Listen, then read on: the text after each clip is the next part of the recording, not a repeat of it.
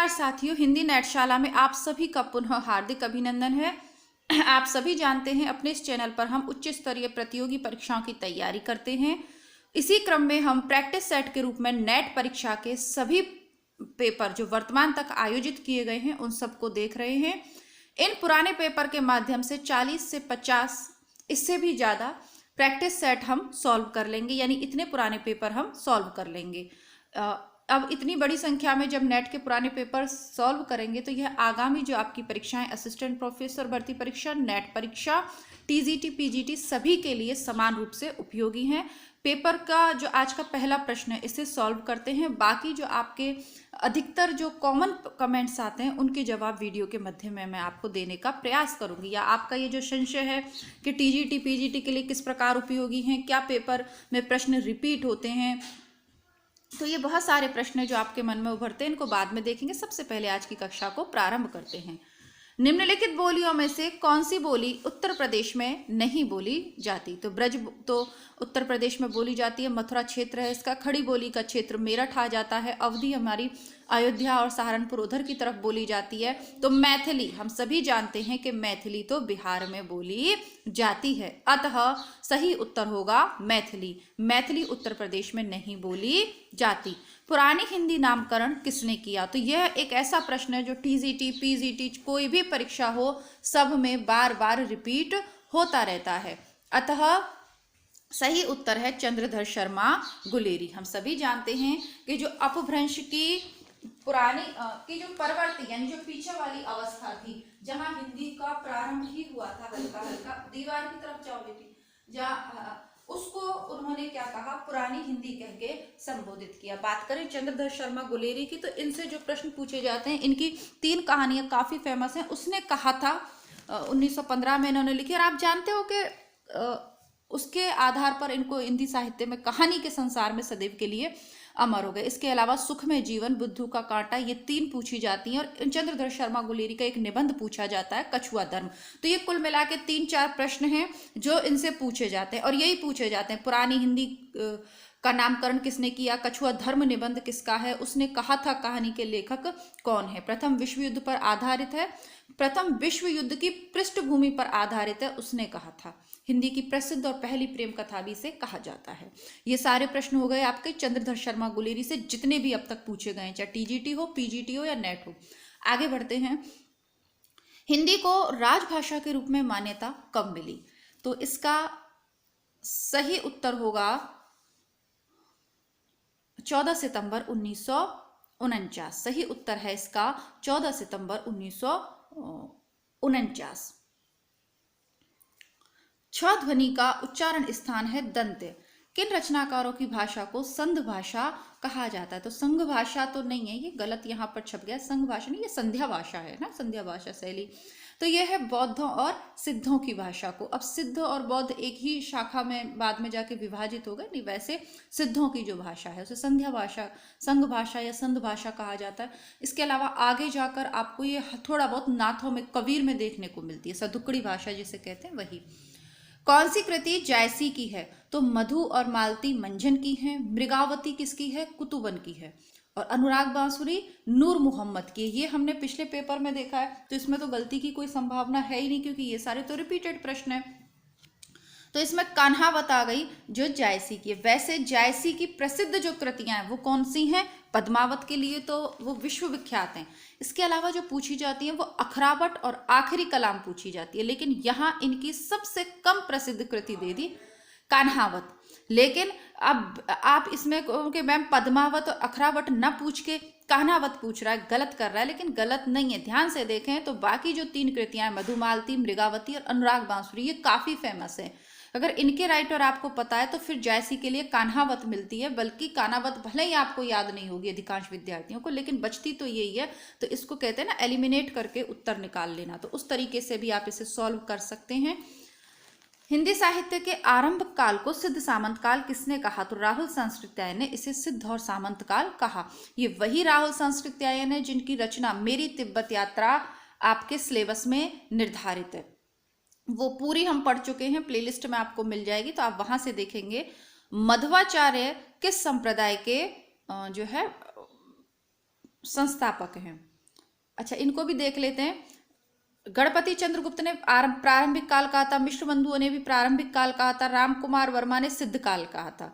मध्वाचार्य किस संप्रदाय के हैं? द्वैत के हैं। ठीक है, द्वैत संप्रदाय के प्रवर्तक मध्वाचार्य हैं। अद्वैत के शंकराचार्य, विशिष्टाद्वैत रामानुजन का है और शुद्धाद्वैत वल्लभाचार्य का है। ऐसे चारों इनका है, लेकिन ये आपको अलग से याद कर लेने हैं। देखिए कुछ चीजें हैं जैसे कि अष्टचाप के कवि कौन से, किस के गुरु कौन से थे, शिष्य कौन से थे, मतलब वल्लभाचार्य के कौन से थे, विठलनाथ के कौन से थे, तो ये सारी चीजें आपको याद करनी है। उसी प्रकार भक्ति काल में आपको ये संप्रदाय भी रटने पड़ेंगे, याद करने पड़ेंगे, समझने पड़ेंगे कि किसके प्रवर्तक कौन है।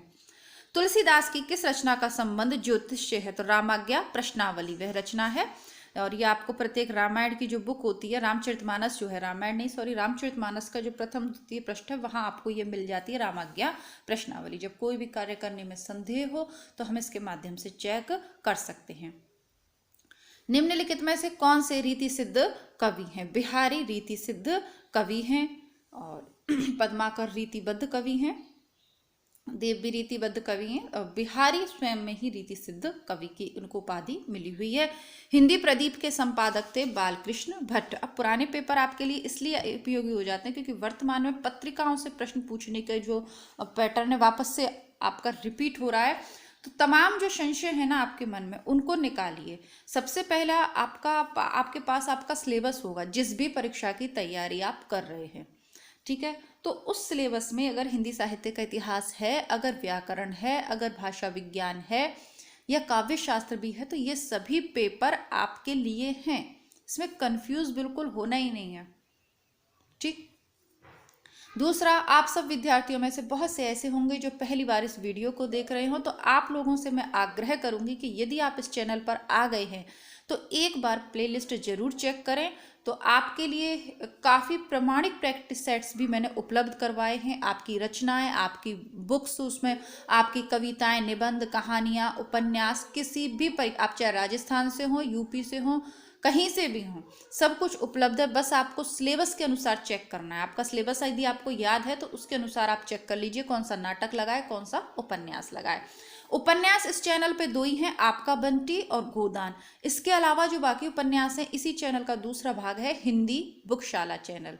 मैं डिस्क्रिप्शन बॉक्स में लिंक दे दूंगी, हिंदी बुकशाला चैनल है, तो आप वहाँ से फिर किताबें पढ़ लीजिए। वो बुक्स का ही चैनल है, पूरी किताबें वहाँ उपलब्ध है, तो आप इजीली पढ़ सकते हैं, सुन सकते हैं। यानी पढ़ने के लिए समय नहीं है तो उसको प्रैक्टिस सेट्स वगैरह तो आपको थोड़ा ध्यान से सॉल्व करने पड़ते हैं। इसके अलावा कहानी है, उपन्यास है, नाटक, इनको चलते फिरते काम करते हुए भी आप सुन लीजिए। लेकिन आप अगर अच्छी तैयारी करना चाहते हैं नेट और असिस्टेंट प्रोफेसर की, तो रचना पूरी पढ़कर ही जाइएगा, तब जाके आप इन प्रश्नों को सॉल्व कर पाएंगे, इन पेपर्स को कर पाएंगे, ठीक है। आगे देखते हैं, शेर सिंह का शस्त्र समर्पण के लेखक कौन है? तो ये है जयशंकर प्रसाद जी के। जयशंकर प्रसाद ने खूब ऐतिहासिक रचनाएं करी हैं। वो उन घटनाओं को लेकर रचनाएं, उन घटनाओं को लेकर कविताएं, नाटक और कहानियां लिखे हैं जो जिनके पात्र हमारे इतिहास में प्रसिद्ध रहे। तो शेर सिंह का शस्त्र समर्पण जयशंकर प्रसाद की है। जयशंकर प्रसाद के जितने भी नाटक हैं हिंदी बुकशाला पर आपको उपलब्ध हैं, जो आपके सिलेबस में हैं।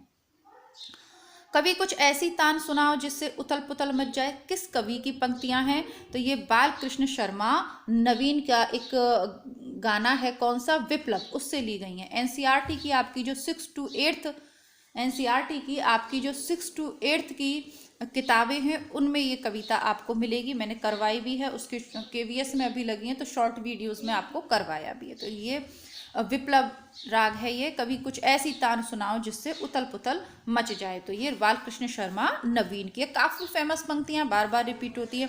नकेनवाद के रचनाकार नहीं हैं, तो आपको याद रखना है नकेन जो शब्द है 3 लेखकों के नाम के प्रथम वर्ण से मिला है, न के न।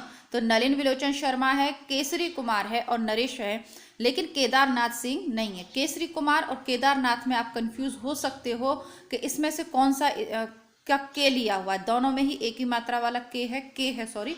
तो अब आपको देखना है कि केसरी सिंह है, केसरी कुमार हैं, केदारनाथ नहीं है। नकेन कौन कस सकता है? केसरी पे नकेन कोई कस सकता है? केसरी होता है सिंह, उस पर कोई नकेन कस सकता है क्या? नहीं कस सकता।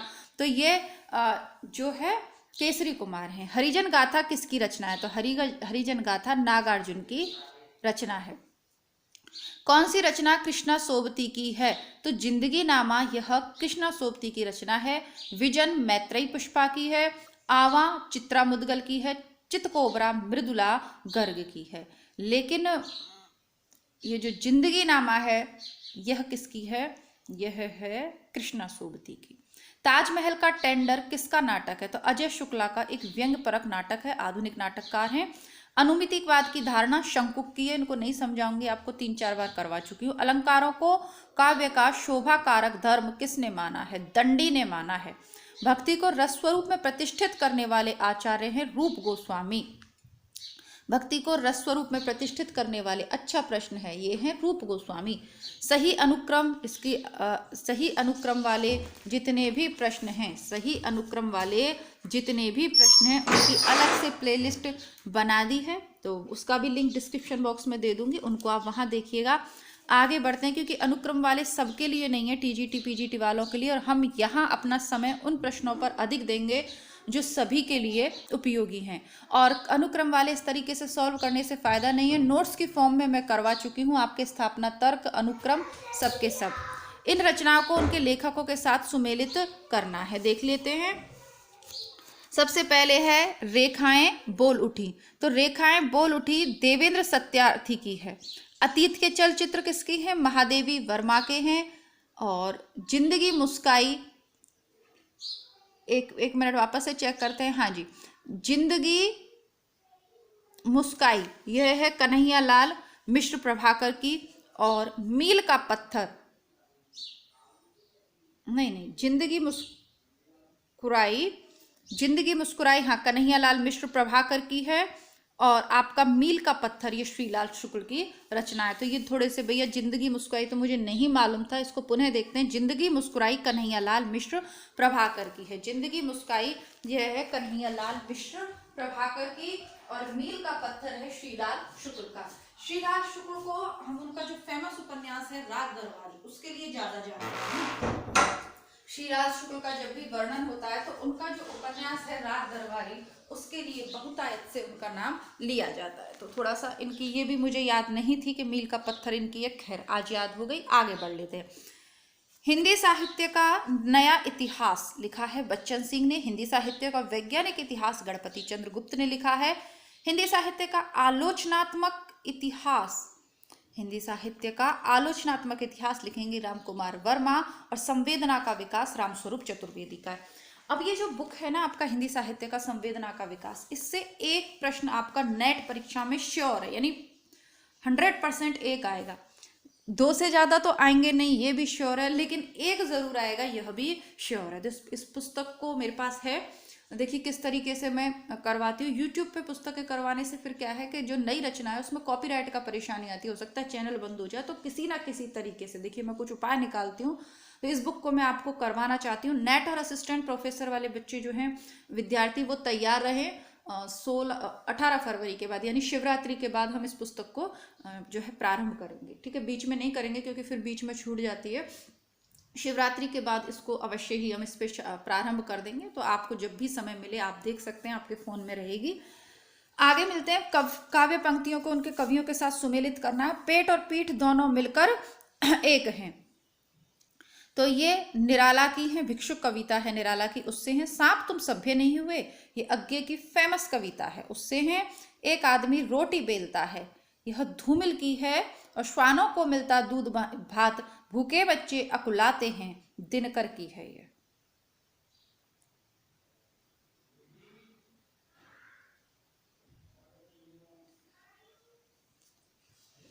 इन काव्य पंक्तियों को कवियों के साथ सुमेलित करना है। अति सूधो सन्हे को मारग, घनानंद की है। अति सूधो सन्हे को मारग, जम नेक सयानपन बांक नहीं, सजी चतुरंग वीर रंग में तुरंग चढ़े। तो ये भूषण का है। क्यों? क्योंकि ये वीर रस का वर्णन लग रहा है। गुलगुली गिल में गली चाहे गुनीजन है, ये पद्माकर की बहुत फेमस है। टीजीटी पीजीटी के आपके जो आप फर्स्ट ग्रेड सेकंड ग्रेड कहते हो ना आरपीएससी वाले, उनके पेपर में ये आपको बार बार मिलेगी।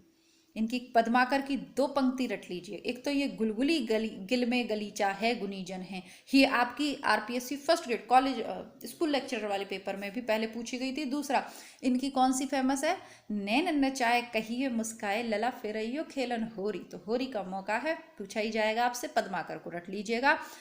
आगे के कवि रीझें तो कविताई नहीं तो राधिका सुमिरन को बहाना है, भिखारी दास की है। ठीक है, इनका जो रीतिकाल के कवि हैं। इसके अलावा बोधा का भी एक पंक्ति आप पढ़ लीजिए, यह प्रेम को पंथ कराल महा तलवार की धार पे धावनो है, यह बोधा की है। आगे देखेंगे इन रचनाओं को उनकी काव्य भाषा के साथ सुमेलित करना है। इन रचनाओं को विजयपाल रासो की जो काव्य भाषा है वो अपभ्रंश है, चर्या गीत की जो काव्य भाषा है संध्या भाषा है, कीर्तिलता की भाषा अबहट है और खुसरो की पहेलियां हिंदवी में हैं। खुसरो की पहेलियां किस में हैं, हिंदवी में। संस्थाओं को स्थान के साथ सुमेलित करना है, नागरी प्रचारणी सभा काशी में है, साहित्य अकादमी दिल्ली में है, एशियाटिक सोसाइटी कलकत्ता में है, राष्ट्रभाषा प्रचार समिति वर्धा में है। और ये वर्धा, गांधी, ये सब पिछले 3-4 पेपर्स में रिपीट हो रहा है बार बार। इन नाटकों को नाटककार के साथ सुमेलित करना है, कोमल गांधार, शंकरशेष खूब पूछे जा रहे हैं अब। ठीक है, ये आधुनिक नाटककार हैं। मुक्ति का रहस्य लक्ष्मी नारायण मिश्र, मुक्ति का रहस्य, इनका ये नाटक आपका शायद सिंदूर की होली हमने इनका पढ़ा है, मुक्ति का रहस्य भी पढ़ेंगे, सिंदूर की होली इनका आपने बुकशाला पे पूरा कर लिया है। कर्फ्यू लक्ष्मी नारायण लाल का है और माधवी भीष्म साहनी का है। भीष्म साहनी का तमस है और बहुत सारी कहानियां हमने पढ़ ली हैं। सुंदरी यह पाठ है, सुंदरी पाठ है लहरों के राजहंस, आपके आरपीएससी के सिलेबस में है और हमारी बुकशाला का सबसे फेमस वीडियो है, जरूर देखेंगे हिंदी बुकशाला पर। कल्याणी चंद्रगुप्त का है, ये भी हम पढ़ चुके हैं। उर्वी पहला राजा का है और कनक पात्र है शकुंतला की अंगूठी का। ये पात्र आप रटें, इससे अच्छा है कि जितने भी नाटक आपके सिलेबस में उनको थोड़ा पूरा पढ़ें। नाटक के संवाद, नाटक के पात्र आपसे पूछे ही जाने हैं। अब सुंदरी और कल्याणी से तो आप परिचित होंगे क्योंकि कल्याणी चंद्रगुप्त का है, इसको भी पढ़ा है। सुंदरी लहरों के राजहंस का, ये भी आप लोग। उर्वी थोड़ा सा कठिन है, उर्वी को लगाइएगा आप पहला राजा उर्वी, उर्फी जावेद नहीं, कहीं उर्वी का नाम आप उर्फी जावेद से जोड़ सकते हैं क्योंकि उर्फी जावेद को तो आप में से बहुत से विद्यार्थी जानते ही होंगे, लेकिन उर्फी पहला राजा है ना, जिस तरीके के वो वेशभूषा धारण करती हैं तो वो अपनी तरीके की पहली राजा हैं, ऐसा लगा लीजिएगा। कनक शकुंतला की अंगूठी किससे बनी थी, कनक से बनी थी, अर्थात सोने से बनी थी। ये ट्रिक आप लगा लीजिएगा। आगे बढ़ते हैं। खैर, परिवर्तन ये पंत की कविता है, सुमित्रा नंदन पंत की, पूरी पढ़ चुके हैं हिंदी नेटशाला इसी चैनल पर, तो कोई गलती होगी नहीं। यमुना के प्रति, तो यमुना के प्रति निराला की है। पेशोला की प्रतिध्वनि प्रसाद की फेमस है और सोन मछली तो अज्ञे की है, इसमें गलती की संभावना नहीं है। पुनः देख लीजिएगा पेपर को रोककर अगर कोई प्रश्न नहीं आ रहा हो तो। पत्रिकाएं देखते हैं। पहल पत्रिका ज्ञान रंजन की है, इनकी पिता नेट के सिलेबस में है। कहानी वसुधा कमला प्रसाद की है। तद्भव बहुत पूछी जाती है, अखिलेश की फेमस रही है। कथाक्रम शैलेंद्र सागर की है। तो अब ये देखिए, ये जो स्थापना और तर्क वाले हैं आपके, इनको मैंने अलग से करवा दिया है, डिस्क्रिप्शन बॉक्स में लिंक दे दूंगी, काफ़ी पूछे गए हैं। और गद्यांश की अगर बात करें तो श्रद्धा और भक्ति निबंध से हैं। मैंने आपको पहले कहा है कि गद्यांश अधिकतर नेट में शुक्ल के निबंधों से पूछे जाते हैं, निबंध करवा दिए हैं प्लेलिस्ट में, पूरा देखिएगा। कविता क्या है, श्रद्धा भक्ति, और मैं आपको पूरा गद्यांश, ये आपको कोई नहीं बताएगा, गद्यांश पढ़ के आपको उसके उत्तर बता देंगे। तो इतने तो हम सब भी एमए करे हुए हैं, बीए करे हुए हैं, हमें पता है ये गद्यांश पढ़ के इनके नीचे के प्रश्नों के उत्तर तो हम भी देने में समर्थ हैं। बात यह है कि ये पूछे कहाँ गए, मैं आपको मूल स्रोत इन गद्यांशों का बता रही हूँ। स्थापना और तर्क भी बहुत सारे शुक्ल के उससे सॉल्व हो जाएंगे। तो शुक्ल के निबंध की जो प्लेलिस्ट है, चिंतामणि भाग 1, इसमें हैं 4-5 ही निबंध हैं, उसमें तो 15-20 हैं, लेकिन आपके लिए सिर्फ 4-5 वो निबंध मैंने प्रस्तुत करें जो उपयोगी हैं। लेकिन कविता क्या है जैसा निबंध, उसके आप 4-5 वीडियो देख के घबरा जाते हो, मैडम 5 वीडियोस में एक निबंध करवाया है, टाइम दिया है। बहुत से बच्चे श्रद्धा और भक्ति में क्या कहते हैं, गाथा गा रही हो मैडम आप, भैया आप मत पढ़ो, आप पढ़ो शॉर्ट के वीडियोस। कविता क्या है का 10 मिनट के शॉर्ट वीडियोस यूट्यूब पे हैं, आप उन्हें पढ़ के जाओ। लेकिन मेरे जो विद्यार्थी हैं मैं उनसे आग्रह करूंगी, अगर सेलेक्ट होना है तो जो हलवा बिल्कुल आपको क्रीम निकाल के मैं दे रही हूँ कि भाई आपको 4 से 5 निबंध शुक्ल के पढ़ने हैं और इन्हीं में से आपका गद्यांश फंस जाएगा, इन्हीं में से स्थापना और तर्क आपको समझ में आ जाएगा और प्रश्न अगर आ गया तब तो आप कर ही दोगे। तो ये तैयारी आपकी इस लेवल की होनी चाहिए, शॉर्टकट्स में नहीं। शॉर्टकट का अपनाया जाता है लेकिन वो परीक्षा से जस्ट पहले नोट्स की फॉर्म में अपना। ऐसा थोड़ी ना है कि हम तैयारी करने जा रहे हैं और श्रद्धा और भक्ति का 5 मिनट का वीडियो देख के और सोचें कि श्रद्धा और भक्ति तैयार हो गया या कविता क्या है तैयार हो गया। ऐसा नहीं है डियर। तो थोड़ा सा समय दीजिए अपना इन पर। तो मिलती हूँ आपसे आगामी टेस्ट पेपर के साथ, तब तक के लिए नमस्कार, धन्यवाद, जय हिंद।